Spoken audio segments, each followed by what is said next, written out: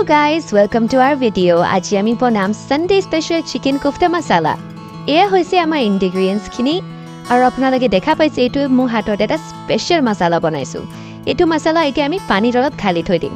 তাৰ পিছত আমি মাংসখিনি ধুনীয়াকৈ মিক্সাৰত থৈ কিমা বনাই লম। তাৰ পিছতে আমি ধুনীয়াকৈ আমাৰ কিমাখিনি এনেকৈ গোল গোল শেপ এটা বনাই দিম।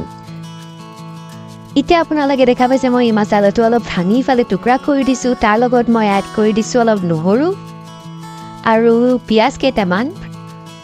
এয়া চাওক মই অলপ পিঁয়াজটো কাটি এতিয়া ধুনীয়াকৈ গ্ৰাইণ্ড কৰি দিছোঁ মিক্সাৰ গ্ৰাইণ্ডাৰত। এতিয়া আমাৰ আগতে যে বনোৱা মাংসখিনি আমি ধুনীয়াকৈ তেলত ভাজি দিম যেতিয়ালৈকে এইটো অলপ ধুনীয়া এটা গল্ডেন কালাৰ এটা নাহি যায়।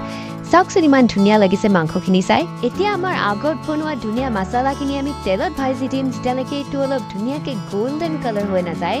আৰু আমি এতিয়া সোৱাদ অনুযায়ী আমি নিমখ অলপ ঢালি দিম আমাৰ মছলাটোত আৰু লগতে আমি অলপ হালধিও আনি দিম আমাৰ মছলাটো।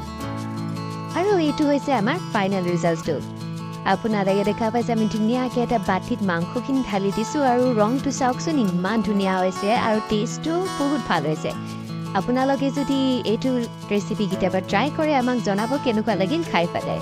আমাৰ ভিডিঅ'টো চোৱাৰ কাৰণে বহুত বহুত ধন্যবাদ দেই।